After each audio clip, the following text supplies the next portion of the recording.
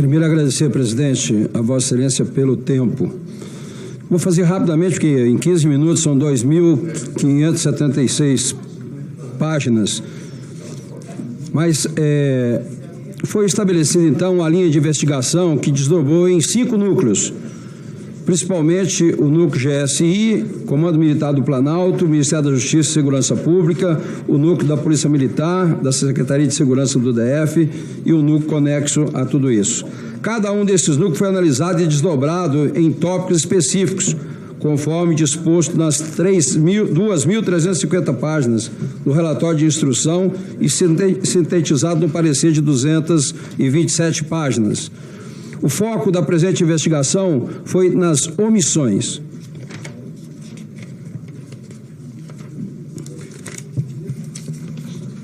No dia 1º de janeiro de 2023, o protocolo tático integrado foi ativado durante a posse do presidente Lula e, apesar das expectativas, não ocorreram incidentes significativos. Depois da posse presidencial, no dia 2 de janeiro de 2023, a Agência Brasileira de Inteligência, ABIN, iniciou uma operação de disseminação de alertas utilizando a plataforma WhatsApp. Esses alertas tinham como objetivo sinalizar sobre as manifestações possivelmente violentas planejadas para o dia 8 de março. Os destinatários dos alertas foram principalmente membros dos grupos da chave COCISBIM e o CISP, aqui do DF. O ex-ministro do Gabinete de Segurança Nacional, GSI, general Marco Edson Gonçalves Dias, teve um papel de destaque nesse contexto, recebendo 11 desses alertas diretamente em seu dispositivo pessoal. A relação de Saulo com o GSI, em especial com o general G. Dias, foi destacado com intensa e frequentes interações. No entanto, essa relação teve um ponto de tensão. O pedido do general G. Dias para que seu nome fosse retirado, omitido do relatório específico da ABIN. Esse pedido, fora do comum, gerou controvérsias e levantou questões sobre a transparência e integridade das comunicações entre a ABIN e o GSI. Saulo também destacou o cenário volátil que antecedeu as manifestações. Apesar de inicialmente haver baixa adesão, a situação evoluiu drasticamente nas vésperas do evento. Ele sublinhou que, apesar do envolvimento ativo da ABIN no monitoramento, a agência não obteve informações cruciais da Diretoria de Inteligência do Ministério da Justiça e Segurança Pública, órgão que deveria coordenar as ações. Quanto aos 33 alertas da ABIN, no dia 2 de janeiro de 2023, a ABIN iniciou uma série de alertas relacionados às manifestações. No dia 3, no dia 4, no dia 3, a ABIN registrou a redução da adesão às manifestações em várias capitais e notou o início da desmontagem da estrutura do acampamento em Brasília. No dia 4, a tendência de declínio em Brasília continuou, com a diminuição notável da presença de manifestantes. No entanto, no dia 5, o cenário sofreu uma virada significativa. Mensagens das redes sociais indicavam um aumento na mobilização das manifestações em Brasília. A Força Nacional de Segurança Pública assumiu um papel essencial nesse cenário no dia 5 de janeiro, ao emitir um relatório de inteligência meticuloso. Esse documento, diferente dos alertas mais breves da ABIN, detalhou ameaças e possíveis atos violentos em Brasília. A profundidade e a riqueza de detalhes deste relatório evidenciaram a sua importância. Em 6 de janeiro de 2023, a ABIN lançou 2 alertas bastante significativos sobre as manifestações previstas para o dia 7, 8 e 9, aqui em Brasília. No primeiro alerta foi às 16h30. O segundo alerta às 19h40.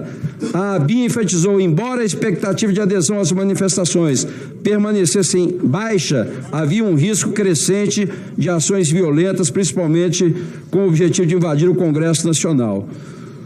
Notavelmente, este alerta foi o primeiro de várias que o general Gonçalves Dias recebeu diretamente do seu telefone pessoal.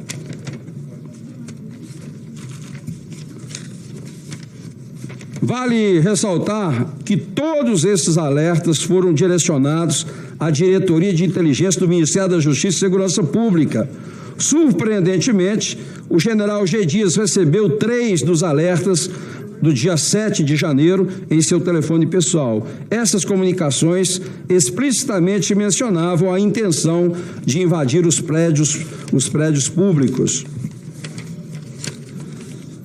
Não satisfeito com a resposta e percebendo a gravidade da situação, o diretor-geral da Polícia Federal ordenou a preparação de um ofício detalhado para o Ministério da Justiça e Segurança Pública, o ofício número 5 de 2023, datado de 7 de janeiro de 2023, que foi uma comunicação direta e franca. Nele, Rodrigues detalhou a situação alarmante, destacando a forte mobilização de grupos de vários estados que já haviam se concentrado em Brasília, particularmente no Quartel-General do Exército. Em 7 de janeiro, diante da escalada de preocupações, o diretor-geral da Polícia Federal, delegado Andrei Rodrigues, encaminhou um segundo ofício ao ministro da Justiça, Flávio Dino, reforçando os alertas anteriores. Este documento, o ofício 7, 2023, do Gabinete da Polícia Federal. Também foram mencionadas intenções hostis em relação aos edifícios oficiais, como o Congresso Nacional, o Supremo. Como resultado, o diretor-geral sugeriu a implementação da Força Nacional de Segurança Pública para manter a paz e a ordem no dia 7, 8 e 9 de janeiro. Prontamente, o ministro da Justiça, Flávio Dino, emitiu uma portaria 272/2023, autorizando formalmente o emprego da Força Nacional de Segurança Pública.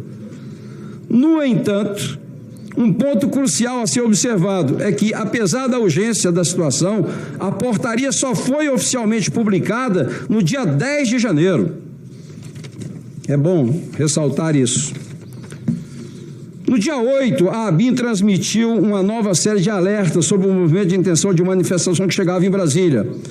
Resumo dos alertas: dia 8, 8h53, às 9 horas, às 10h30, às 12h05, 13 horas, 13h30, 13h40, 14h30, 14h45, 15 horas, 15h10, 15h20, 15h30, 15h35, 15h45, 16h30, 18 horas, 18h45, 19h05, 20 horas, 21h30, 22h55.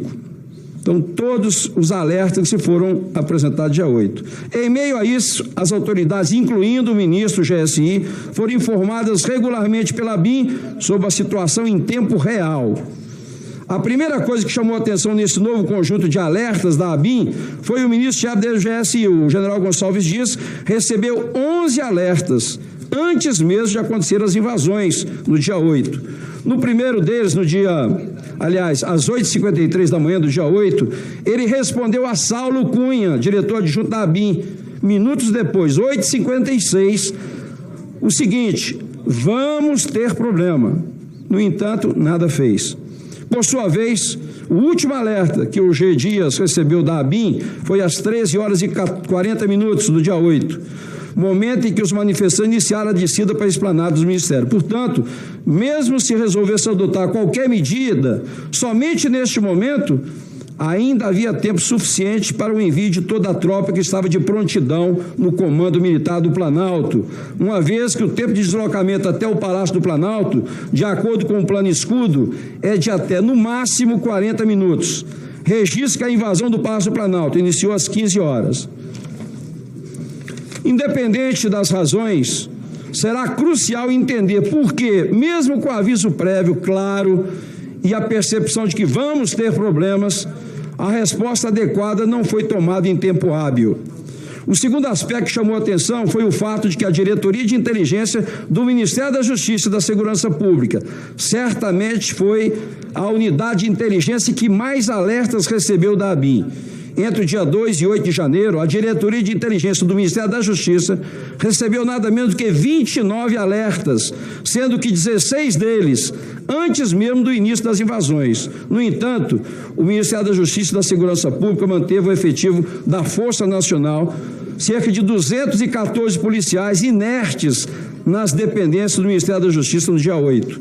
Aliás, sobre isso, a Cabo Marcela, quando prestou depoimento aqui, confirmou que somente 2 pelotões da Força Nacional foram empregados no dia 8, mesmo assim, após as invasões, já no início da noite.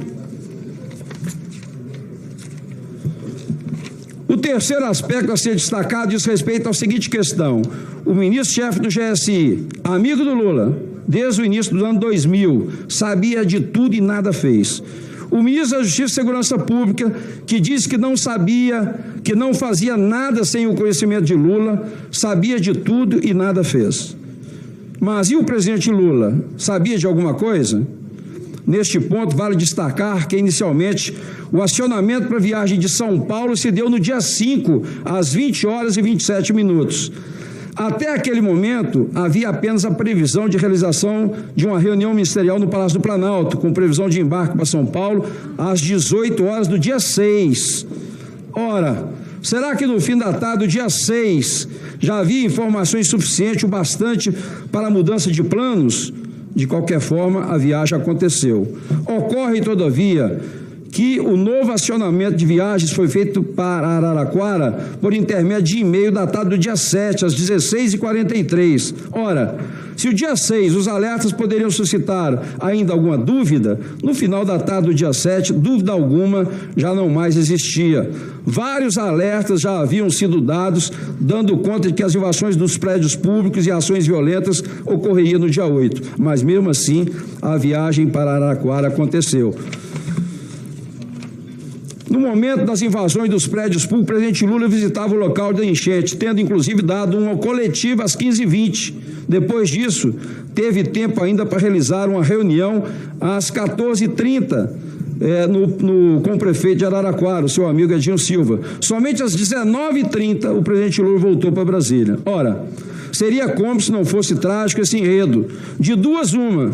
Ou os auxiliares do presidente Lula, o ministro da Justiça Flávio Dino e o ministro do GSI Gonçalves Dias, foram completamente incompetentes e negligentes, pois sabiam de tudo e nada repassaram informações de tamanha importância ao presidente da República, ou o presidente Lula também sabia de tudo e preferiu não fazer nada com seus subordinados, ou seja, deixar acontecer os atos de vandalismo, muito provavelmente em razão dos benefícios políticos, essa narrativa que foi feita do golpe. E faço aqui, então, presidente, um encaminhamento ao Ministério Público, com base no parágrafo 3º do artigo 58 da Constituição Federal. As evidências fáticas e jurídicas coletadas no âmbito da CPMI submete-se ao Ministério Público Federal o presente relatório, instrução e parecer, a fim que se promova a responsabilização civil e criminal dos envolvidos e adote as medidas legais pertinentes, seja por meio de oferecimento de denúncia, instalação de procedimento investigativo criminal, requisição de inquérito policial ou pela instalação de um procedimento preparatório em relação a Flávio Dino de Castro Costa e Marco Edson Gonçalves Dias, por omissão imprópria, abolição, prevaricação, obstrução da justiça e fraude processual, obstrução da justiça e por favorecimento pessoal ou real, falsificação de documento, no caso do Edson Dias, e também falsos testemunhos, desobediência o Código Penal, improbidade administrativa, a Lei 14.230, e também crime de responsabilidade. E faço também, presidente, 3 sugestões de modificações aqui no ordenamento jurídico da Casa Legislativa. O primeiro deles, sobre suspeição e impedimento de relator em CPI. O que nós vimos aqui, né, na quebra de sigilo institucional do G. Dias, a comunicação entre o gabinete da relatora e o depoente é uma coisa assim inusitada. Então a gente oferece aqui um projeto de resolução aperfeiçoando isso. E a questão do sequestro da investigação parlamentar pela maioria de ocasião. Nós temos que garantir pelo menos o autor do requerimento que possa participar da mesa diretora. E por último, a prática de abuso de autoridades a partir da adoção de pescaria probatória, tendo em vista os casos concretos observados no curso da investigação do CPMI. São apresentados, então, esses 3 projetos, que é exatamente quebrar o sigilo de todas as empresas, de todas as pessoas físicas e ficar pescando essas informações. Então, presidente, em função do tempo, eu só quero, depois de demonstrar tudo isso, ressalvar aqui que eu li agora o relatório da relatora. Ela diz assim com relação a G. Dias: assim, ausente o dolo na conduta de Gonçalves Dias, não vislumbramos possibilidade de responsabilidade do agente pelos referidos delitos. Está na página 847 do relatório da relatora, o que dá realmente uma total descrédito ao relatório. Agradeço, presidente, o tempo a mais aí que Vossa Excelência me deu. Obrigado. Muito obrigado, senador. E está disponível aqui, está mas também à disposição de Vossa Excelência. Muito obrigado, senador. Bom, agora será lido o relatório da oposição, conforme havíamos combinado no acordo de procedimento, por 1 hora. Eu não vou o voto em separado, perdão. O voto em separado. Bem lembrado. O relatório foi lido pela senadora Elisiane Gama. Então, eu vou conceder o tempo de 1 hora e eu peço que a mesa marque 1 hora no nosso cronômetro, sendo que a distribuição do tempo fica a cargo dos senhores. Agora, quando completar 1 hora, nós então encerraremos a palavra, seja quem for, a leitura, para a leitura. E aí, 1 hora será encerrada lembrando que realmente se trata da leitura de um parecer, não é para fazer discursos, porque isso não teria nenhum sentido. Então, eu peço que comece por 1 hora. Quem vai ser o primeiro a falar? Então, com a palavra, o deputado Ramagem. Obrigado, senhor presidente. Obrigado, senhor presidente. Nós elaboramos um voto em separado, não apenas pela parcialidade da relatora, desde o primeiro dia, mas principalmente pelo viés de suspeição que foi adotado durante a condução dessa apuração. Uma investigação, ela se inicia pela análise dos fatos, depois se busca a existência ou não de crimes, para ao final se apontar quem são autores de crimes. A relatora não fez nada disso, ela elegeu culpados, presidente Jair Messias Bolsonaro e quem estava à sua volta, para iniciar investigações aleatórias e nexos impossíveis. Tudo com o objetivo de criar fato político, desvirtuar e esconder o que realmente aconteceu no 8 de janeiro. Se o governo PT seria vítima de um golpe, por que eles sempre foram contra as investigações? Lula, desde o começo, colocou sigilo das imagens, depois fez de tudo contra a CPMI. Tudo isso está no relatório, senhor presidente, isso é uma apresentação. E depois, o senhor Flávio Dino sumiu com as provas. Todos eles tiveram conhecimento prévio das ameaças que aconteceriam aqui de invasão e quebradeira. Deixaram míseros 1000 vândalos entrar e quebrar tudo e não fizeram nada. Essa CPMI também não adentrou na questão importante que nós queríamos de individualizar as condutas desses vândalos para responsabilizá-los. No local mais importante da República, onde há câmeras por todos os lados, a CPMI fez igual à Justiça. Juntou vândalos no mesmo bolo que manifestantes que não quebraram nada. Tudo para incriminar a direita. Em janeiro, senhor presidente, eles chegaram a chamar os brasileiros, cidadãos, de terroristas, só por serem de oposição. Agora, assassinos, sequestradores, estupradores do Hamas, eles não conseguiram chamar. Ninguém interrompeu a relatora. São essas, tá tudo no relatório. Ele tá fazendo a introdução, rapaz. Deputado Ramagem, veja bem, deputado Ramagem, eu vou fazer aqui um alerta a Vossa Excelência e a todos os outros que vão falar. Estamos fazendo aqui um acordo de procedimento que eu estou me responsabilizando por esse acordo. A rigor, Vossas Excelências não teriam direito a esse tempo que a mesa está em acordo com a maioria concedendo. A relatora, ela fez a leitura de um parecer. Não dá para que, ao invés do relatório, cada um dos deputados da oposição faça um discurso colocando as palavras que não constam no parecer, no voto separado que Vossas Excelências estão protocolando. A gente está no momento em que estamos tratando de leitura de parecer. Amanhã, a partir das 9 horas, teremos o debate, cada um terá 10 minutos e faz o discurso que desejar.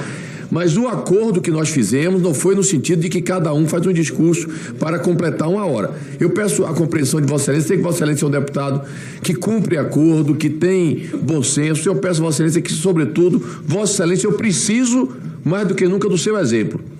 para conduzir os seus colegas. Deixe-me esclarecer. Essa é a forma que nós adotamos no voto em separado e consta do voto em separado para demonstrar que tudo foi feito para calar a direita brasileira. A voz do povo brasileiro está no voto. E eu vou elencar ao final dos meus 5 minutos, informar como é o sumário para os colegas adentrarem. O que nós estamos querendo demonstrar aqui é que se chegou ao poder uma pessoa conhecida pela sua catástrofe de gestão, de compadrios e de ineficiência, que lógico que teriam que calar a população, como fizeram através do 8 de janeiro. Pessoas que, como nós vimos, começaram a censurar. Isso está no relatório, senhor presidente. Deputado, veja bem, deputado, Vossa Excelência não está lendo o relatório. Serão 8 Me perdoe, não foi isso que nós combinamos. Serão 6 Eu não posso manter o acordo se Vossa Excelência insistirem dessa forma. Muito bem, eu senhor não presidente. posso, deputado. Me lamento, mas não foi isso que nós acordamos. Eu conversei com os deputados do governo para que nós fizéssemos um termo. Eles concordaram comigo, concedendo um tempo que Vossa Excelência não tem direito para ser feita a leitura. Você veja, por exemplo, o deputado Exalci Lucas, o deputado Exalci Lucas fez um parecer de 2.300 páginas. Ele fez um resumo e leu o resumo. Agora, Vossa Excelência não pode, por favor, eu posso restituir, não tem problema. Vossa Excelência não pode fazer aqui observações discursivas como sobre o Hamas e etc. Aí não tem condições, deputado. Muito bem, eu vou entrar no nosso sumário. Pois não. Está sendo colocado no parlamento a mesma estratégia de calar a voz do povo. Eu estou relatando, porque eu não posso ler toda uma introdução histórica, como nós colocamos, então eu tenho que relatar a todos aqui a nossa apresentação. Isso é um resumo. O que nós estamos vivendo, com toda certeza, é um autoritarismo com viés sob o manto ilusório, mentiroso de defesa da democracia. Então, o nosso relatório traz aqui a verdade, é um voto em separado, que é a verdade, através de fatos, fundamentos e de provas. Nós dividimos o nosso relatório da seguinte forma: a instalação da CPMI, a distinção de manifestações democráticas do que seria golpe de Estado e do que realmente foi quebradeira e vandalismo. O conhecimento prévio das ameaças pelo governo federal, as prisões e decisões judiciais arbitrárias, as ações, omissões, obstruções e os respectivos indiciamentos para serem levados à persecução penal. E aí concluímos com propostas legislativas, dentre elas, que possam possibilitar que CPIs sejam verdadeiramente instrumentos de investigação e da minoria, e revisão de dispositivos, principalmente criminais, que estão sendo utilizados arbitrariamente pelo Judiciário. Eu passo agora ao próximo tópico, ao deputado André Fernandes. Obrigado, senhor presidente. Parabéns, deputado Ramagem. O pedido de instalação dessa CPMI foi assinado pelo número final de 246 deputados federais e 40 senadores, como consta na página da CPMI. Mas desde muito antes já havia o número necessário de assinaturas, o que gerava a necessidade imediata da instalação nos termos do artigo 58, parágrafo 3º da Constituição Federal e da jurisprudência consolidada no STF.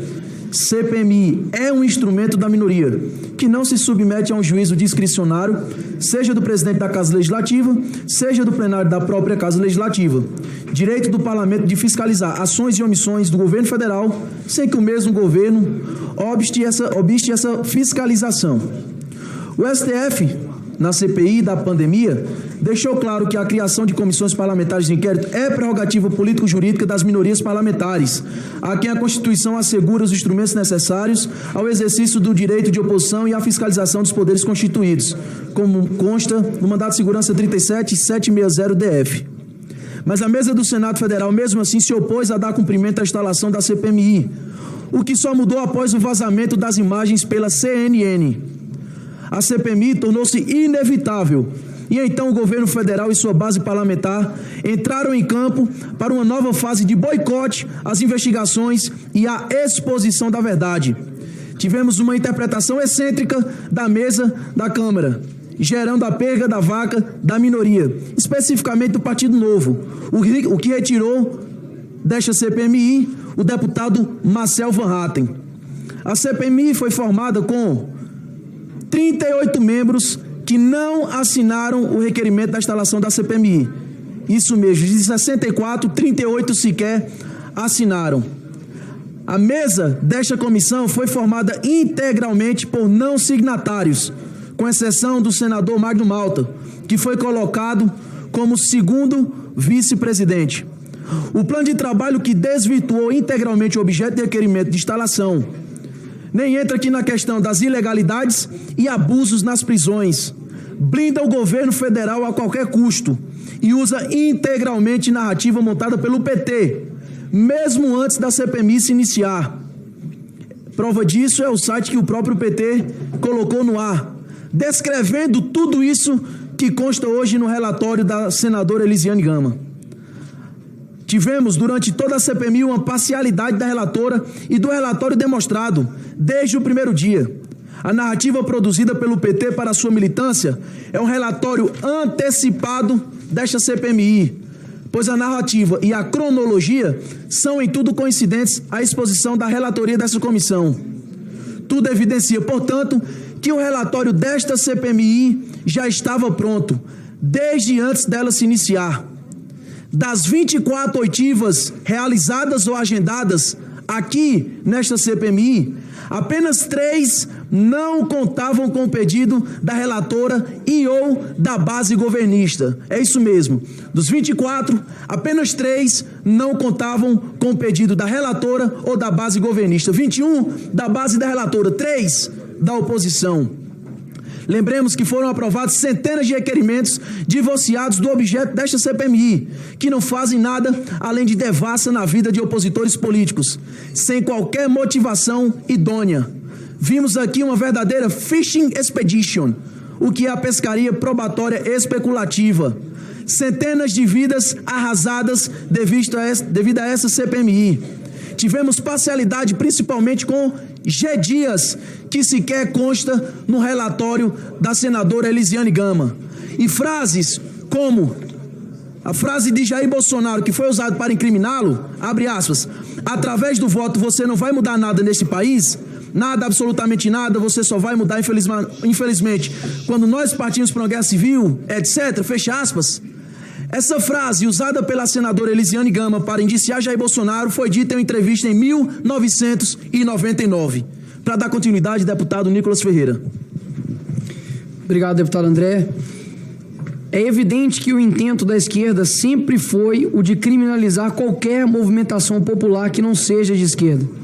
Por isso a perseguição aos manifestantes agora, na busca do objetivo de causar medo nas pessoas, evitando que as manifestações orgânicas e espontâneas deixem claros demais que o governo atual não tem apoio popular.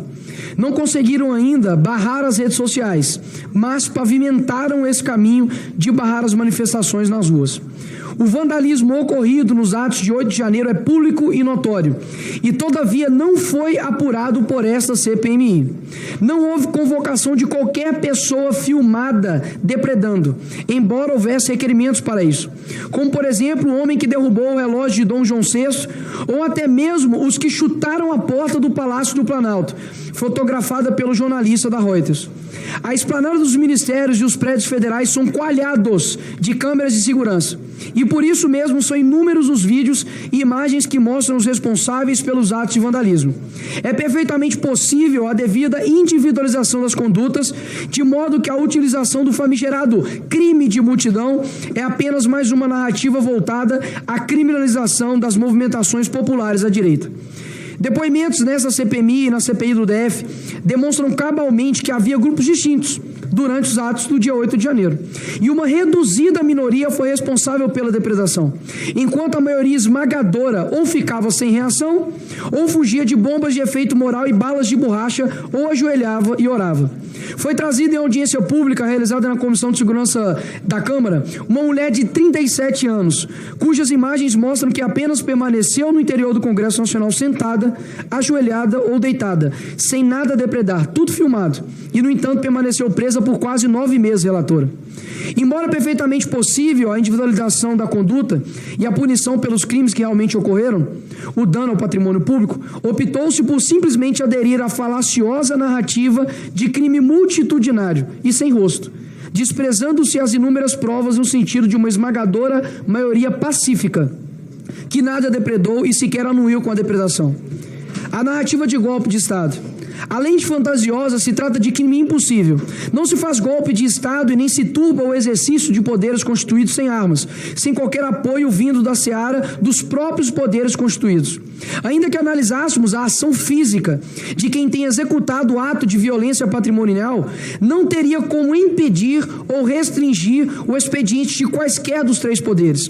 Grupo difuso, descoordenado, pessoas simples e comuns, sem liderança, sem qualquer possibilidade concreta de tomada do poder, ou seja, depredação dos prédios que nunca ameaçou a autoridade dos detentores de cada um dos poderes. Ninguém nunca falou em autogolpe, mas de aproveitamento doloso de uma situação. O nível de fantasia da narrativa do golpe foi absolutamente afastado por fala recente do ministro da Defesa do Lula, José Múcio. Abre aspas. O que aconteceu no 8 de janeiro? Uma absoluta baderna, patrocinada por alguns irresponsáveis. Não havia uma liderança, não havia uma palavra de ordem. Era como se agências de turismo tivessem convocado desavisados para irem a Brasília para fazer aquele quebra-quebra. Fecha aspas. Logo, rotular de golpistas os manifestantes que estavam na capital política do Brasil em 8 de janeiro, ou mesmo mantê-los em prisão arbitrária sem a individualização da conduta do que são acusados, numa clara punição antecipada, viola frontalmente princípios constitucionais. A ingerência do Poder Judiciário de outras esferas de controle de administração pública, de perseguição política ao governo Bolsonaro e a qualquer governo de direita, de insegurança jurídica, de crescentes interferências no equilíbrio do processo eleitoral, foram fatores que levaram às ruas após o resultado das eleições. São várias as manifestações do ministro do STF, por exemplo, que deixam latente o intento de exercer poder político. Luiz Roberto Barroso, abre aspas, o Poder Judiciário no Brasil, após a Constituição Federal de 88, deixou de ser, já de algum tempo, um departamento técnico especializado e passou a ser um poder político na vida brasileira. Gilmar Mendes, abre aspas, se hoje nós temos a eleição do presidente Lula, isso se deveu a uma decisão do STF. É preciso reconhecer isso. Fecha aspas. Neste voto em separado, delineamos toda a perseguição promovida pelo Poder Judiciário e por outros órgãos de controle ao governo Jair Bolsonaro. Todo o contexto de soltura de Lula e da anulação de suas condenações. A perseguição inclemente ao governo Bolsonaro, com 123 medidas desfavoráveis em 2 anos de governo. Medidas de outros órgãos de controle, especialmente do Tribunal de Contas. O subprocurador-geral Lucas Rocha Furtado propôs 539 representações dos 4 anos de governo Bolsonaro e apenas 12 representações entre os anos de governo Dilma. A atuação absolutamente enviesada do STF e do TSE durante o período eleitoral de 2022. Essa insegurança foi um dos grandes fatores para que as manifestações populares se fossem avolumando ao longo dos anos, pois o povo percebe o problema. As manifestações populares são legítimas, inclusive aquelas ocorridas nas mediações do QG. E o que deixa isso claro como o sol é que o governo atual não tomou qualquer iniciativa de encerrar os acampamentos. Ora, se eram ilegais e golpistas, por que o governo atual não os desfez desde o primeiro dia? Já que estavam em área militar, cujo comandante maior é o presidente da República, Luiz Inácio Lula da Silva. A narrativa salta aos olhos. Passo a palavra para o senador Esperidião Amin. Senhor presidente, aproveito para saudar muito especialmente todos os senadores e senadoras, deputados e deputadas, mas muito particularmente aos integrantes do bloco da oposição que eu integro, cujo relatório eu subscrevo, já subscrevi, e não posso deixar de dizer que vou falar menos porque acolho integralmente o relato do senador Exalci Lucas. O meu tópico se chama omissão. E o senador Exalci Lucas deu uma aula de resumo. Incorporo, até porque fui eu o autor do pedido, no dia 9 de janeiro, ao GSI, fiz a solicitação em nome da CCAI, Comissão Mista de Controle de Atividades de Inteligência, e foi a partir de então que se conheceram as mensagens, as informações que foram sonegadas a esta comissão, alternada e bizarramente.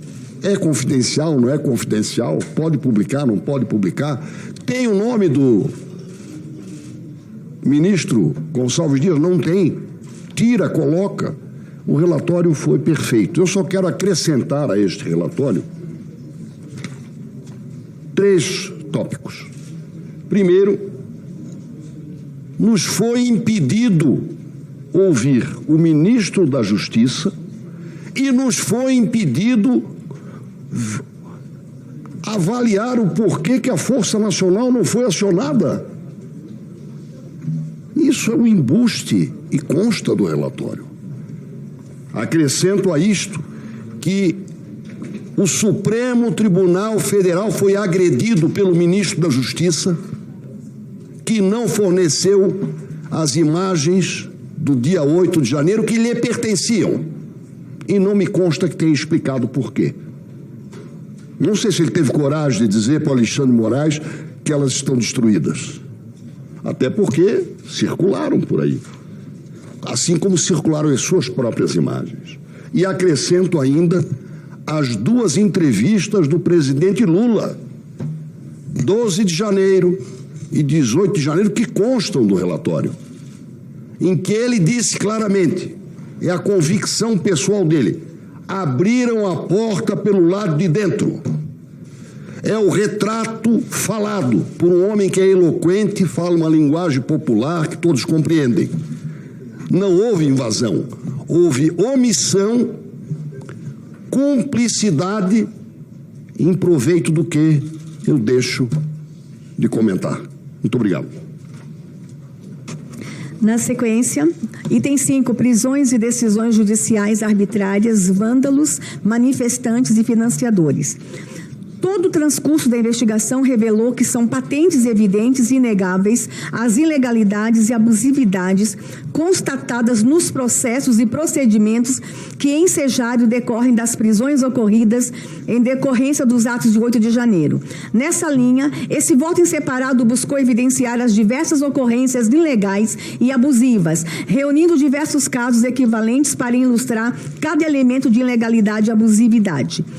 Importa ressaltar que houve, desde o plano de trabalho, flagrante exclusão da linha de investigação essencial do requerimento de instalação da CPMI, qual seja a apuração de injustiças contra aqueles que efetivamente não participaram e não concordaram com os atos de vandalismo.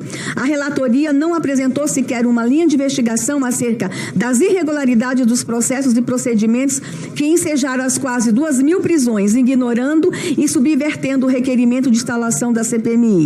Mas a análise de documentos e o contato com advogados, presos e familiares, em especial nas audiências públicas realizadas nas comissões de segurança e combate ao crime organizado da Câmara e do Senado sobre o tema, permitiu a exposição e as conclusões objetivas e inequívocas que constam do voto em separado. Este voto inclui e contempla todas as violações já apresentadas em denúncia formal perante o Comitê de Direitos Humanos da ONU. Dessa denúncia extrai-se as denúncias e petições apresentadas a órgãos de proteção aos direitos humanos no Brasil, todas sem qualquer encaminhamento real. Este item é muito relevante e muito extenso, impossível de ser tratado em alguns minutos, pois trata da vida de milhares de pessoas, não apenas aqueles presos injustamente, mas também suas famílias e seu ciclo de relações. As prisões e os processos ilegais e arbitrários têm potencial de atingir um sem número de pessoas, sendo algo que ficará marcado na história do país no pior sentido. A análise começa com a provocação da prisão em flagrante pela AGU e por senador da República, que não tem atribuição do tema, mas provocaram de forma muito expedita, ainda no curso dos acontecimentos. A provocação pela AGU foi apresentada às 18 horas, 36 minutos, 23 segundos do dia 8/1 e a do senador Randolfo Rodrigues foi apresentada às 18 horas, 42 minutos, 27 segundos. e ambas com referência a inquéritos infinitos e sigilosos, que nem os presos podem acessar, apesar de serem inquéritos a razão da alegada e inexistente conexão que levou os processos ao STF.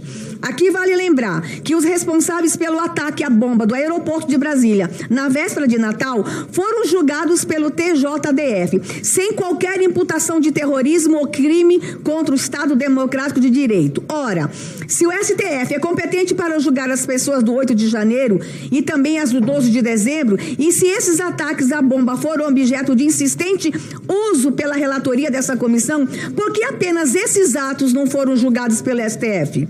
Parece claro que esse julgamento na Justiça Comum, inclusive com sentença de condenação, já confirmada pelo Tribunal de Justiça do DF, deixa absolutamente claro que o STF é incompetente para todos esses julgamentos de exceção que estão ocorrendo. Então veio a decisão inicial do STF, do ministro Alexandre de Moraes, que veio acompanhada do famoso tweet, que visivelmente já antecipava os julgamentos. As pessoas chamadas desde o início de terroristas e golpistas já entraram como culpadas. E o STF, incompetente para o julgamento, mostrava-se também parcial.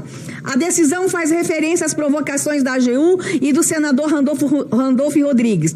E ainda, há um ofício do diretor-geral da Polícia Federal, Andrei Passos Rodrigues, assim como a uma assessoria de combate à desinformação do TSE. Veja-se o nível a que se chegou. Um tribunal eleitoral presidido pelo mesmo ministro relator de inquérito infindável no STF tem uma assessoria direcionada a combate à desinformação em situação dissociada por completa do tema eleitoral.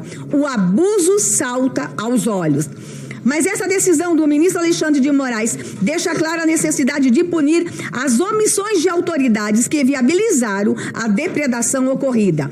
Esperemos que essa ânsia punitiva também valha para as autoridades federais, cuja omissão está claramente delineada em nosso voto separado. Na sequência, analisamos a ilegalidade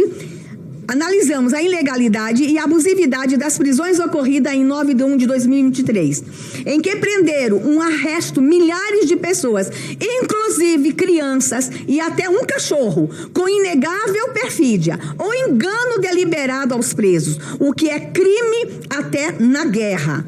Aquelas pessoas que estavam acampadas no QG do Exército em Brasília foram enganadas por diversos agentes das forças de segurança e levadas a uma prisão ilegal e quase inacreditável, com direito a passarem horas trancadas em um ônibus lotado, sem direito a ir a um banheiro ou se alimentarem. E depois foram jogadas em um galpão, ainda sem saber o que estava realmente se passando. Nas prisões efetuadas em 8/1, no âmbito da Praça dos Três Poderes, foi patente a completa ausência de diferenciação de pessoas no momento da prisão. Major Natali, coordenador-geral da Segurança de Instalações do GSI, que acompanhou o desenrolar das prisões, foi arrolado pela PGR como testemunha de acusação no inquérito 4922. Nessa condição, o militar relatou que não houve qualquer diferenciação de conduta entre os manifestantes para fins de prisão, informando que a maioria era pacífica. Essa informação corrobora a natureza pacífica da manifestação para a maioria esmagadora dos manifestantes. Apesar da flagrante distinção entre os manifestantes, com a ausência de qualquer conduta homogênea, houve em 8 de janeiro de 2023 conduta de prisão por arresto, sem qualquer diferenciação, com posterior decisão uniforme para todas as pessoas da lavra do ministro Alexandre de Moraes. A já referida decisão inaugura todo um contexto de ilegalidade e abuso que foi se avolumando posteriormente.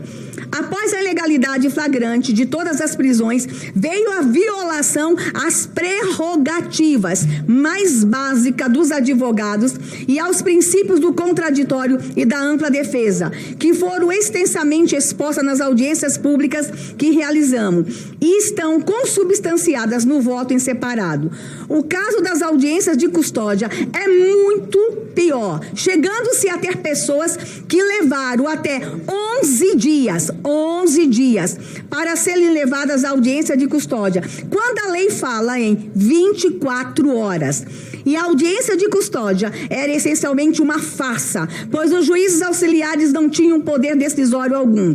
Todo o poder continuava concentrado no ministro relator Alexandre de Moraes, que a toda evidência já tinha decidido não soltar ninguém. Até porque ele mesmo concentra as funções de juiz inquisitor, garantidor e julgador em descompasso com o próprio STF, que agora, em setembro de 2023, decidiu pela constitucionalidade do juiz de garantias.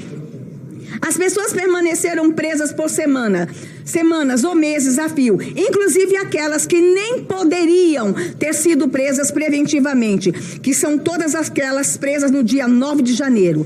A pena máxima dos crimes atribuídos a elas, pelas denúncias padronizadas da PGR, não alcançam 4 anos. Pelo que não está presente o pressuposto objetivo da prisão preventiva. Mesmo assim, foram submetidas a prisões por meses a fio. E ainda hoje, estão com medidas privativas de liberdade que inviabilizam suas vidas. Elas já cumpriram pena antecipada e agora estão sendo literalmente chantageadas pela oferta totalmente espontânea de um acordo de não percussão penal, o ANPP, que ultrapassa as raias do absurdo. Houve ainda o uso indevido de algemas contra entendimento simulado pelo STF. Houve a manutenção na prisão de dezenas de mulheres com filhos menores de 12 anos contra jurisprudência pacífica do próprio STF. Houve prisões preventivas, sem denúncias por meses, quando o prazo legal não ultrapassa 10 dias. Houve desconsideração do Ministério Público, mas a depender do subprocurador envolvido, reforçando o manejo de absolutamente tudo pelo relator, conforme o seu alvedrio pessoal. No julgamento, já ocorrido, a desconsideração do artigo 359-T do Código Penal é plena. Esse artigo afasta a ocorrência de crimes contra o Estado Democrático de Direito em manifestações políticas, mas vem sendo sistematicamente desconsiderado, demonstrando que a revogação da Lei de Segurança Nacional, substituída pela Lei 497, acabou tornando a emenda pior que o soneto. Senadora Damares, caros colegas, quanto à atuação e às omissões da Polícia Militar do Distrito Federal, no dia 8 de janeiro de 2023, é importante inicialmente esclarecer o escopo das atribuições da instituição. As atribuições da PM do Distrito Federal relacionadas à segurança pública naquele dia estavam restritas à atividade ostensiva e de preservação da ordem pública e da segurança interna do Distrito Federal, não havendo norma alguma que a obrigasse a guardar edifícios públicos federais. Além disso, vale ressaltar que em nenhum momento a corporação foi provocada para assumir posição no plano de operações do Escudo do Planalto, já que esse plano estratégico nunca foi acionado pelo Gabinete de Segurança Institucional, GSI. Feita essa introdução, vejamos a cadeia de comando da PM do Distrito Federal entre os dias 6 e 8 de janeiro, a qual contava com a seguinte configuração: Coronel Fábio Augusto, comandante-geral; Coronel Klepter, subcomandante-geral; Coronel Jorge Eduardo Naime, comandante do Departamento de Operações; Coronel Paulo José, subcomandante do Departamento de Operações.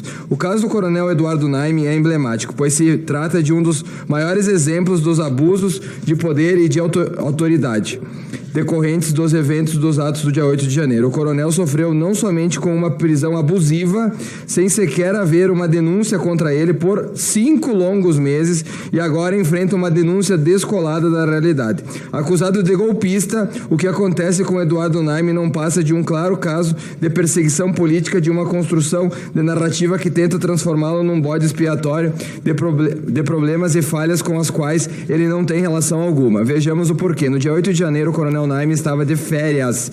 Suas férias estendiam-se do dia 3 ao dia 14 de janeiro, com seu pedido de afastamento formal tendo sido deferido pelo então subcomandante-geral Coronel Klepter. Já em janeiro, mesmo já existindo alertas de problemas que poderiam ocorrer no final da semana dos dias 7 e 8 de janeiro, o Coronel Klepter, portanto, assumiu o ônus do afastamento de Naime. Na visão do comandante da PM, a importância da permanência do Coronel Naime em seu posto era para as ações de posse do presidente e do governador, cujas operações da corporação transcorreram sem qualquer intercorrência sobre o seu planejamento. Além disso, o comprometimento de Naime com a segurança pública e com sua função é inquestionável, como podemos ver por meio de seu planejamento para a desmobilização do acampamento em frente ao QG de Brasília. Enquanto comandante do DOP, planejou e montou a operação de desmobilização definitiva do referido acampamento ainda em 28 de dezembro de 22, a qual acabou sendo frustrada por decisão do comandante da EMB, do Exército do Brasil. O fato de Eduardo Naime ser taxado de golpista, mesmo tendo ele planejado a operação de desmobilização do acampamento golpista, assim como tendo salientado a importância de se solucionar o caso e tendo feito tudo isso ainda antes da posse presidencial do atual governo, só mostra o caráter persecutório do tratamento dado a Naime. Vejamos agora as reais falhas operacionais da PM do Distrito Federal de 8 de janeiro. Sendo incontroverso o afastamento do Coronel Naime, competia ao Coronel Paulo José Ferreira de Souza, seu substituto no comando do Departamento Operacional, a obrigação de planejar, mobilizar e supervisionar as tropas subordinadas ao DOP da PM do Distrito Federal. O Coronel Paulo José, mesmo tendo recebido integralmente as orientações previstas pelo Plano de Ação Integrada, o PAI 2 de 2023, somente o encaminhou por meio de circular para suas unidades subordinadas, sem confeccionar planejamento direto pelo próprio DOP. Portanto, o Coronel Paulo evidentemente falhou na confecção e no planejamento do plano de operações do DOP para lidar adequadamente com a situação. Associado ao Coronel Paulo José, identifica-se também um outro ator com papel preponderante nos acontecimentos do dia 8 de janeiro. O ex-subcomandante-geral da PM do DF, Coronel Klepter. Vale notar que, curiosamente, Klepter veio a ser posteriormente promovido a comandante-geral da PM do Distrito Federal pelo interventor Ricardo Capelli. O Coronel Klepter é o responsável pela emblemática sugestão e ordem à tropa para que a mesma ficasse de sobreaviso, ou seja, aguardando de casa por ordens, ao invés de, no mínimo, ordená-la a ficar de prontidão no quartel, esperando por seu acionamento. A ordem de Klepter foi dada no dia 7 de janeiro em grupos de WhatsApp direcionada aos oficiais da PM e determinando que as tropas ficassem de sobreaviso. Além disso, foi por meio de deliberação e decisão conjunta do então subcomandante-geral com os comandantes substitutos do DOP, o Coronel Paulo José, que a corporação optou pelo reforço da tropa com alunos inexperientes. Em conclusão, fica claro e evidente que ocorrem sim falhas operacionais por parte da Polícia Militar do DF. No caso, constata-se os seguintes problemas e falhas: 1. A falta de planejamento próprio do Departamento de Operações. 2. A ordem de manutenção da tropa em sobreaviso de casa. 3. O acionamento de alunos sem experiência. O baixo efetivo e a falta de experiência decorrentes dessas falhas da PM ao lidar com os atos do dia 8 de janeiro, portanto, foram fatores determinantes para a invasão e as depredações ocorridas naquele dia. Tais falhas operacionais decorrem da atuação do Coronel Paulo José, comandante substituto do DOP, e do Coronel Klepter, e, portanto, demandam um maior aprofundamento das investigações relacionadas à atuação de ambos. Porém, é importante notar que as mesmas devem seguir linhas de investigação relacionadas à determinação do patrimônio público e ao dano qualificado, e não segundo as linhas políticas erroneamente orientadas relacionadas à abolição violenta do Estado Democrático de Direito e da deposição do governo instituído. Por fim, é extremamente necessário trazer luz à atuação da Procuradoria-Geral da República. É certo que vários oficiais da PM, inclusive da cúpula, estão sendo investigados ou foram denunciados. Porém, a denúncia ofertada pela PGR não tem qualquer lastro real, e tem visível intento de criminalizar a visão política de direito classificada como golpista. Era isso. Senhor presidente, senhoras e senhores deputados, eu vou falar aqui sobre a atuação e omissão do general G. Dias e do diretor Saulo Moura da Cunha da ABIN. G. Dias mentiu, crime de falso testemunho. G. Dias afirmou que não houve transição e que não recebeu nenhuma informação sobre o que estava acontecendo em frente ao QG. Todos os dispositivos legais, senhor presidente, estão no nosso relatório. G. Dias foi omisso, pois, mesmo tendo um compêndio de conhecimentos difundidos pela Agência Brasileira de Inteligência sobre a situação do país, deixou de agir. G. Dias afirmou não saber de nada do que estava acontecendo no QG, mas uma completa discrepância, pois Saulo Moura, ex-diretor da ABIN, ao ser indagado pelos senadores Alcir Lucas se G. Dias havia tomado conhecimento do relatório 323 da Inteligência, Saulo respondeu que ele tomou conhecimento do relatório e que o relatório foi entregue ao mesmo. A ausência de medidas, apesar da ciência clara sobre os potenciais ameaças de desordem civil e confronto, lança luz sobre uma grave negligência e omissão no zelo pela integridade das instituições nacionais e pela tranquilidade pública. G. Dias recebeu em seu celular 11 alertas enviados pelo diretor da ABIN, Saulo Moura, entre os dias 6 e 8 de janeiro, informando claramente sobre os riscos de violência contra prédios públicos e autoridades. Contudo, G. Dias pediu que o seu nome fosse retirado da lista daqueles que receberam os alertas, mentindo a esse colegiado. Ele afirmou que não pediu para Saulo adulterar o relatório. G. Dias prevaricou ao não acionar o plano escudo. O depoimento prestado pela cabo militar do Distrito Federal, Marcela da Silva, confirmado por vários relatórios, certificam de modo inequívoco que o Palácio do Planalto foi retomado pelo batalhão de choque da PMDF e não pelos militares do Exército, dado o exíguo efetivo das Forças Armadas presente no local naquele momento. G. Dias prevaricou manter relação amigável com os invasores. As cenas irrefutáveis da CNN mostraram o então ministro do GSI, general G. Dias, circulando livremente ao lado de invasores dentro do Palácio do Planalto, com recepção amigável a pessoas envolvidas na invasão. Crimes cometidos por Saulo Moura, ex-chefe da ABIN. Saulo disponibilizou seu celular a essa comissão para ser periciado, mas retirou informações sobre o argumento que faria parte do seu sigilo funcional. Conforme as mensagens evidenciam, um grupo de trabalho do CISBim, formado sob o comando de Saulo, se reuniria para a produção de documentos para a identificação de supostos financiadores, lideranças, articuladores digitais, redes de apoio e futuros atos. Discurso bastante similar ao adotado pela relatora nesta comissão. Os pedidos do general G. Dias eram tão excêntricos e fugiam tanto do objeto da agência que Saulo afirma que seria necessário reorganizar a agência. Conversas entre Saulo da Cunha e Leonardo Singer, que era secretário da gestão da ABIN, corroboram esse adesismo às ordens manifestamente legais visando a blindagem do general G. Dias. Esse quadro de flagrante omissão é confirmado na sindicância que transcorreu no âmbito do próprio GSI. Conforme documentos 172 e 195, amplamente noticiados pela imprensa, a ação dos agentes de segurança do GSI foi prejudicada por falhas de comunicação.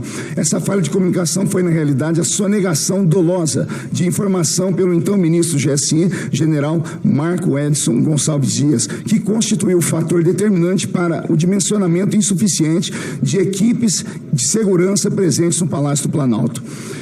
Nessa linha, o voto em separado indiciou o general Marco Edson Gonçalves Dias, ex-ministro, chefe de gabinete da Segurança Institucional, GSI, nos seguintes crimes: artigo 62, artigo 63, artigo 297 e as demais inscrições estão no nosso relatório.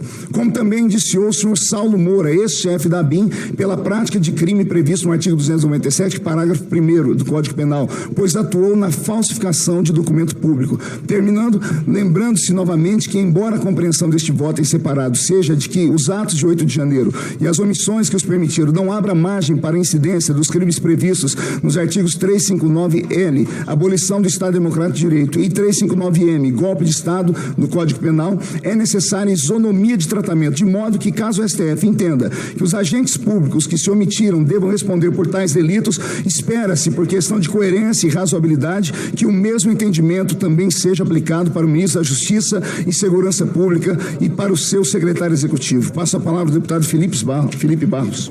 Senhor presidente, eu serei muito breve. O meu tópico é sobre a atuação e a omissão do ministro Flávio Dino. É importante nós lembrarmos, senador Marcos Rogério, que ao todo foram emitidos 33 informes da ABIN, e desses 33 informes da ABIN, a grande maior parte deles foi encaminhado também para 3 servidores do Ministério da Justiça, desde o dia 2 de janeiro. Portanto, o ministro Flávio Dino sabia daquilo que poderia acontecer. Tanto é que ele sabia que o próprio diretor-geral da Polícia Federal o avisou das manifestações que estavam se avizinhando no dia 7 de janeiro, e no mesmo dia 7 de janeiro, o ministro Flávio Dino autoriza o emprego da Força Nacional por meio da Portaria Ministerial 272 de 2023. E o argumento do ministro Flávio Dino de que deveria ter a autorização do governador para que a Força Nacional agisse não prospera. Primeiro porque a ação que corre no Supremo Tribunal Federal é apenas uma medida cautelar. Segundo porque a própria AGU, nesse mesmo processo que corre no Supremo Tribunal Federal, se posiciona contrário à opinião do ministro Flávio Dino. Porque é essa a inteligência do próprio decreto que regulamenta o uso da Força Nacional, que diz que a Força Nacional pode ser convocada por governador do Estado ou pelo próprio ministro, e que a Força Nacional tem o dever de proteger prédios públicos federais, como é o caso na esplanada dos ministérios. Portanto, o ministro Flávio Dino sabia do que ia acontecer e simplesmente optou dolosamente por não utilizar a Força Nacional, deixando a depredação acontecer no dia 8 de janeiro. Para além disso, as imagens do Ministério da Justiça, o ministro simplesmente pediu uma dilação de prazo, essa comissão autorizou a dilação de prazo e depois de mais de um mês, um servidor de quarto escalão do Ministério responde que as imagens não mais existiam. Nesse sentido, senhor presidente, nós indiciamos o ministro Flávio Dino por sua ação e omissão. Presidente, que página? Eu estou tentando acompanhar, mas não estou conseguindo. Eu não sei responder. Não tá sei responder. Com a palavra, o próximo aí. Ué, mas voto em separado. O prazo está seguindo. Senhor presidente, colegas parlamentares, da clara omissão do ministro de Estado da Justiça e Segurança Pública, dando sequência, desde 2/1 estava no conhecimento do ministro da Justiça, do Ministério da Justiça, que havia riscos de vandalismo e, no entanto, somente em 7/1 tomou-se providência efetiva. Em 7/1 de 23, foram encaminhados ofícios em que Andrei Rodrigues comunica ao ministro da Justiça que as informações de inteligência da PF detectaram intenções de promover ações hostis e danos contra os prédios públicos. No 7/1, foi publicada pelo próprio ministro da Justiça, portaria que dispõe sobre o emprego da Força Nacional para auxiliar na proteção da ordem pública e do patrimônio público e privado. Essa autorização ensejou a presença na esplanada de contingente mobilizado, efetivo empregado de mais de 500 agentes da Força Nacional no dia 8/1. O ministro da Justiça deveria determinar o emprego da Força Nacional. Não o fez. Inexiste qualquer impedimento de seu uso e, ao contrário, há obrigação de emprego da força em casos de risco iminente ao patrimônio federal. Flávio Dino afirmou que não havia recebido alertas da ABIN sobre os riscos de violência e depredação, o que não é verdade. Os alertas da ABIN foram recebidos pela Diretoria de Inteligência do MJ e pelo Tenente-Coronel do CBM-DF. Houve resistência da base governista no âmbito desta CPMI em aprovar e ouvir o comandante da Força Nacional de Segurança Pública. Objetivo? Proteger Flávio Dino. Recusa ao fornecimento de imagens do Ministério da Justiça. Após a autorização do STF, as imagens seguiram sendo negadas sob o argumento de que haviam sido apagadas. O depoente Adriano Machado, fotógrafo da agência Reuters, informou que visualizou efetivo e viatura da Força Nacional de Segurança no estacionamento do MJ. Estava lá, mas não agiu por ordem do Ministério. Extravio e adulteração de livros que registravam a entrada e saída de pessoas do Palácio da Justiça em 8/1. Flávio Dino esteve no Ministério da Justiça desde as primeiras horas da manhã do dia 8 de janeiro e já acompanhado das seguintes autoridades: Celina Leão, vice-governadora do DF, Ricardo Capelli e do coronel Clepter Rosa. Deve ser aprofundada, portanto, senhor presidente, a investigação com indiciamento de todos os participantes da reunião e que, concomitantemente, exerciam posição de comando sobre as forças que atuavam no dia 8 de janeiro ou ainda que obtiveram algum benefício em razão da intervenção. O não indiciamento de G. Dias, que era o ministro do GSI e que concorreu para todos os acontecimentos por sua omissão, torna o relatório da senadora Elisiane Gama falho, inconsistente e politicamente contraditório. Agora, indiciar outros, como o ex-presidente Jair Bolsonaro, por associação criminosa, violência política, abolição violenta do Estado Democrático de Direito e golpe de Estado, e ainda generais Braga Neto, Eduardo Ramos, entre outros nomes próximos a Bolsonaro, não passa de uma pesca predatória. Concluo. O mesmo governo que se omitiu quanto aos acontecimentos do dia 8, seja pelo GSI ou pelo Ministério da Justiça, tenta impor a narrativa de golpe mediante a ação de terroristas, termo utilizado 64 vezes no relatório da senadora Elisiane. Porém, esse mesmo governo do PT se nega a atribuir ao Hamas a classificação de grupo terrorista, relativizando os acontecimentos que levaram à morte de mais de 1.200 pessoas, maioria civis, em Israel. Para o governo do PT, quem invadiu aqui Congresso, Planalto e STF, promoveu quebra-quebra, sem nenhum tiro, nenhuma morte, é terrorista e golpista. Mas o Hamas, que matou, sequestrou e bombardeou inocentes, aí não é terrorismo, é luta por direitos. Na sequência, fala o senador Flávio Bolsonaro.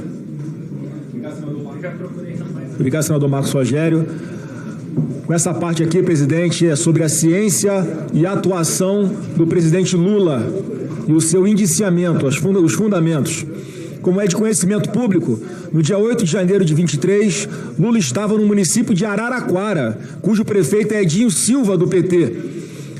A CPMI desvendou que a ABIN produziu e difundiu entre os dias 3 e 8 de janeiro nada menos que 33 alertas sobre todos os riscos envolvidos nas manifestações de 8 de janeiro, sendo que os 11 mais importantes foram repassados diretamente para o celular do general Gonçalves Dias, ex-ministro-chefe do GSI da Presidência da República, o qual, de acordo com o atual ministro da Defesa, José Múcio, abre aspas, G. Dias é um dos mais fiéis amigos de Lula, fecha aspas. De fato, são inúmeras as demonstrações públicas de amizade, a qual foi confirmada pelo próprio general em oitiva perante a CPMI. A presente investigação apurou que Lula havia saído de Brasília no dia 6 de janeiro, mas com destino na cidade de São Paulo, senador Magno Malta, mediante solicitação feita às pressas pelo chefe do gabinete pessoal da presidência, senhor Marco Aurélio Santana Ribeiro. O pedido dessa viagem, encaminhado somente às 8h27 da noite do dia 5 de janeiro, previa que o deslocamento se daria entre os dias 6 e 8 de janeiro, com a finalidade definida como atividade privada. Mas é preciso lembrar que desde o dia 5 de janeiro, ou seja, antes de solicitada a primeira viagem com destino ao município de São Paulo, já havia alerta da ABIN, vinculada ao general G. Dias, amigo íntimo e subordinado direto de Lula, indicando para o risco de manifestações agressivas por parte de uma minoria de mal-intencionados naquele final de semana que se avizinhava. A solicitação de viagem em caráter privado foi encaminhada às 8h27 da noite do dia 5, ou seja, quando diversos órgãos federais ligados diretamente ao presidente da República já tinham plena certeza de que haveria manifestações com deslocamentos para Brasília naquele final de semana. Mesmo assim, estranhamente, o presidente manteve a viagem com finalidade privada. Desse momento em diante, foram várias as mensagens informando sobre o potencial violento de alguns manifestantes que se dirigiam a Brasília. Em outras palavras, senador Magno Malta, quando o presidente Lula decidiu se deslocar para Araraquara, já eram abundantes os avisos de que haveria invasão aos prédios públicos e o impacto violento por parte de alguns manifestantes. Tanto que a base governista aqui busca imputar golpe à PM do DF, porque já havia inúmeros avisos até ali. Todos esses avisos foram emitidos pela BIM para então o ministro G. Dias e para os integrantes do grupo do Consins-BIM, antes de o presidente Lula optar pelo deslocamento para a cidade de Araraquara.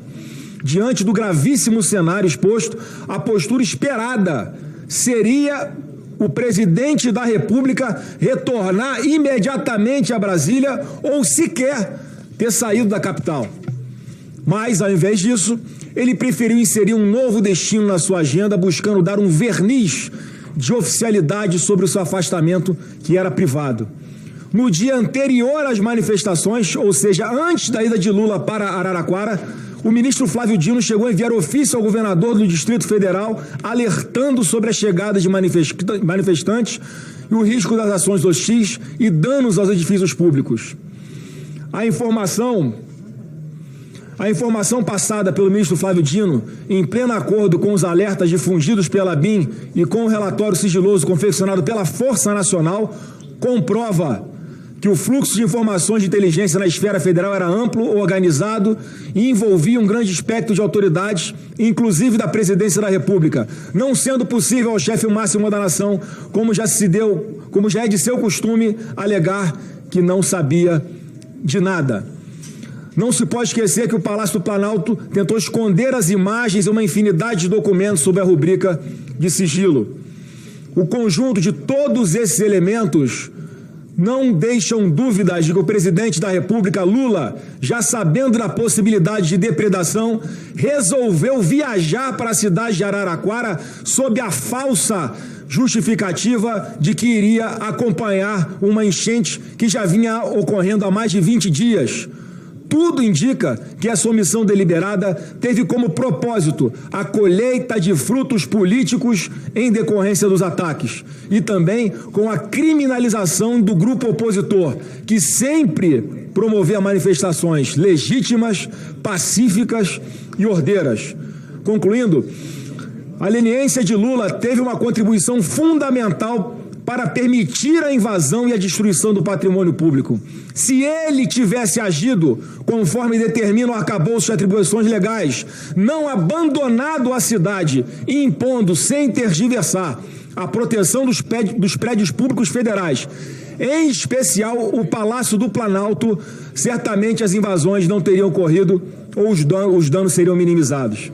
Dessa maneira, resta inequívoca a necessidade de indiciamento do atual presidente da República, Luiz Inácio Lula da Silva, pelos crimes previstos no artigo 163 do Código Penal e 62 da Lei 9605 de 98.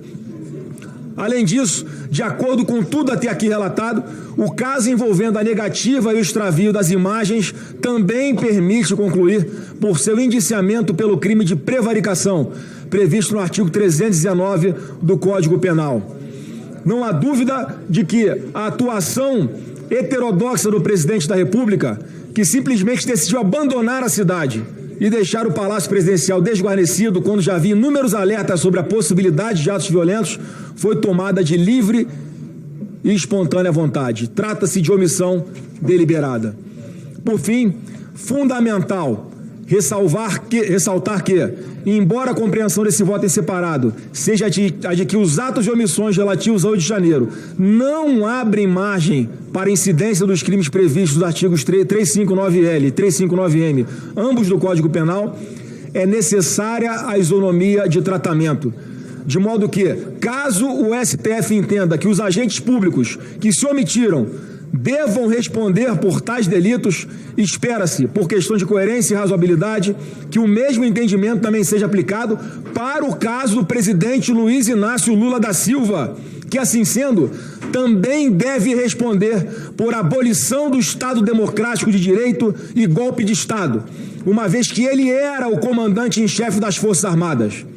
Como não existe na história da humanidade golpe de Estado sem armas, e os comandantes das três forças, Exército, Marinha e Aeronáutica, indicados por Lula, já haviam sido nomeados por Jair Bolsonaro, ainda durante a transição dos governos, em dezembro de 22, numa comprovação evidente de que nunca houve intenção do uso da força para a tomada de poder, a responsabilidade de evitar que houvesse o 8 de janeiro era exclusivamente de Lula e seu governo. Passa a palavra ao senador Jorge Seif. Senhor presidente, muito boa tarde. Boa tarde a todos presentes. Baseado, senhor presidente, nas informações apresentadas nesse voto separado, fica claríssimo que há uma urgente necessidade de aprimorar nossa legislação em várias áreas. As seguintes propostas legislativas são essenciais e devem ser objeto de medidas apropriadas para garantir a eficácia do nosso sistema legislativo. Senhor presidente, essa CPMI foi assinada por 246 deputados federais e 40 senadores.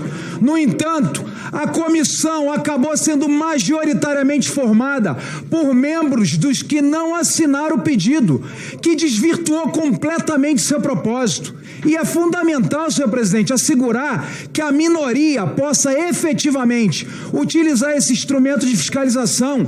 E, para isso, apresentaremos a PEC que altera o artigo 58 da Constituição Federal. Propomos ainda, senhor presidente, senhor enquanto jurista, outra emenda constitucional que estabelece que o Supremo Tribunal Federal seja submetido expressamente ao Conselho Nacional de Justiça. O CNJ hoje, senhor presidente, como bem sabes, é responsável pelo controle administrativo, financeiro, disciplinado do Poder Judiciário, conforme a emenda constitucional 45 de 2004. Hoje, o STF não está subordinado a ninguém, faz o que quer, não tem o que fazer. Essa mudança não afetaria a autonomia funcional do Supremo, mas garantiria que a mais alta corte do nosso país também esteja sujeita a mecanismos de fiscalização e correção, coisa que hoje não acontece. E dessa forma, fortaleceria os princípios republicanos de nossa democracia. Também propomos, senhor presidente, uma revisão dos artigos 359L e 359M do Código Penal Brasileiro, que foi inserido na gestão do presidente Bolsonaro através da sanção da Lei número 14.197 de 21. E hoje, senhor presidente, pessoas estão em grave prejuízo pela interpretação desses artigos de forma divorciada do intento da lei, resultando em casos injustos e desproporcionais.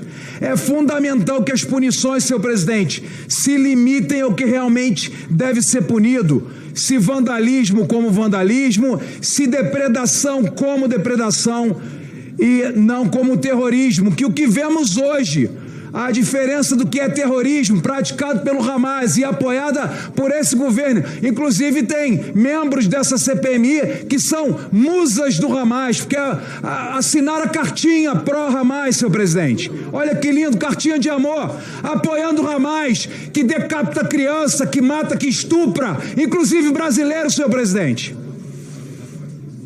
Além disso, para finalizar, propomos uma alteração no regimento interno da Câmara do Senado, bem como no regimento comum, e é necessário prever que o prazo de leitura para votos em separado como esse que hoje fazemos,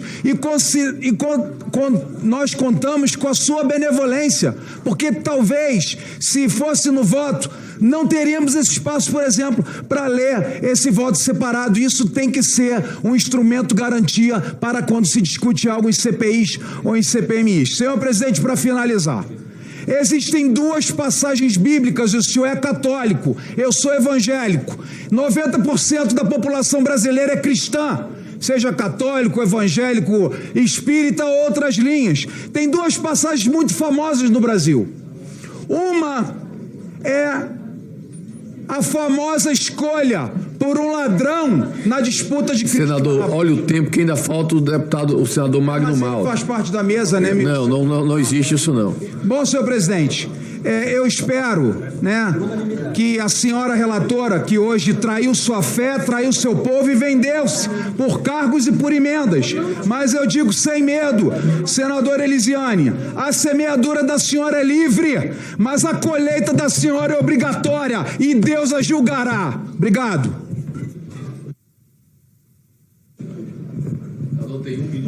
3 segundos. Sem benevolência? Eu pedi benevolência até a deputada Laura. Senhor presidente, mesmo meu tempo já sendo consumido, eu gostaria, hoje é o dia do relatório feito pela senadora Elisiane e agora da oposição. Os dias que nós vivemos juntos aqui, a despeito dos embates muitas vezes acalorados, eu agradeço o respeito e pude também exercitar a prática do respeito àqueles que pensam e divergem de mim.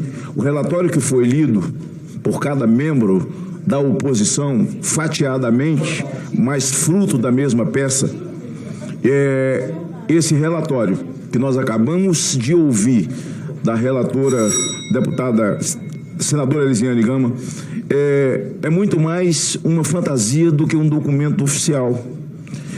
Muitas pessoas expostas, vidas arruinadas, muita narrativa, tudo isso para atingir um só homem, Jair Messias Bolsonaro.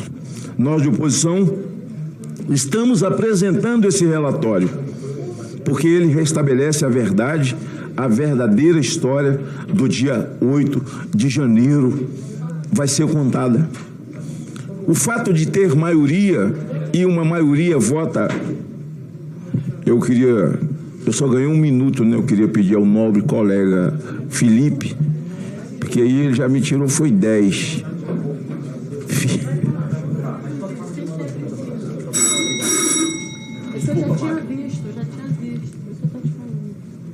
Sente aí, pelo amor de Deus.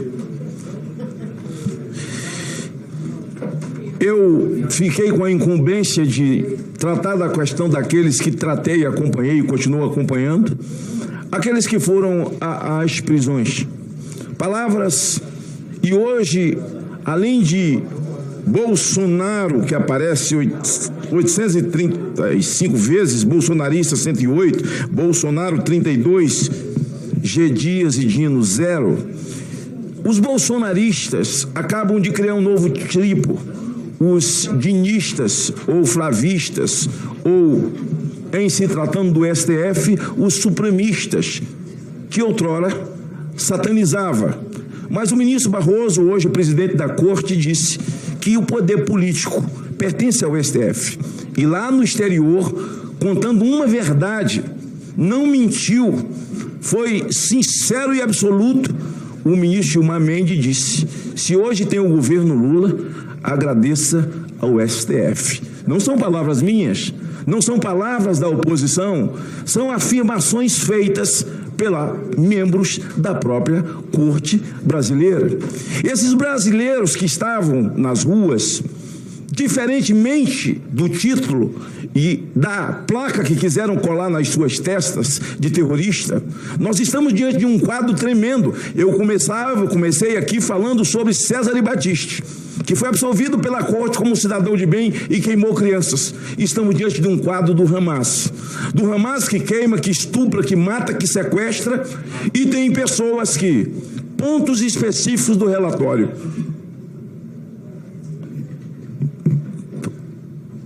estou comigo? Pois não. Eu pediria que Vossa Excelência me disse que ainda quer mostrar um vídeo, já mostrasse esse vídeo para encerrar o seu discurso, que Vossa Excelência. Obrigado, senhor presidente. Obrigado. É só dizer que, se as pessoas se orgulham da tornozeleira que usa hoje, é como uma pessoa de esquerda que tem orgulho de andar com a camisa de Che Guevara. Cada um gosta daquilo que lhe acha melhor. E a tornozeleira eletrônica, se as pessoas isso usam como orgulho de ser patriota, o respeito devido daquilo que cada um acredita.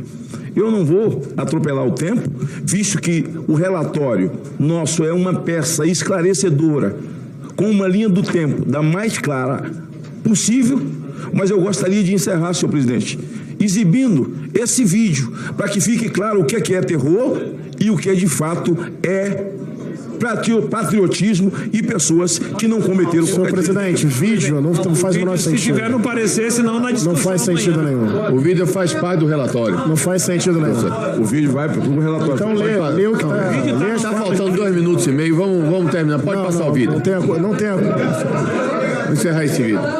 Presidente, mas isso está no relatório ou isso já é discussão da matéria? Senhor presidente. Senhores, vamos terminar. Já falta 2 minutos e meio. Peraí, sobre Hamas, patriota, deixa aí. Quanto tempo tem o vídeo aí? Eles estavam falando, não? Senhor presidente, não faz sentido. Não sou seu irmão.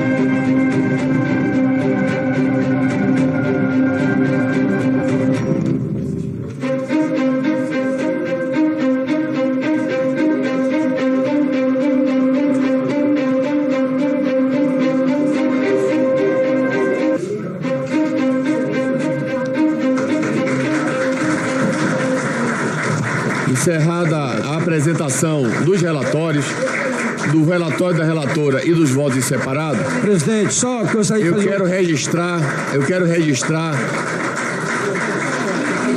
Pois não. Conforme colocado pelo senador Espírito Jamin, eu gostaria de incorporar o meu relatório no relatório da oposição que trata... Perfeitamente. Então é um relatório só.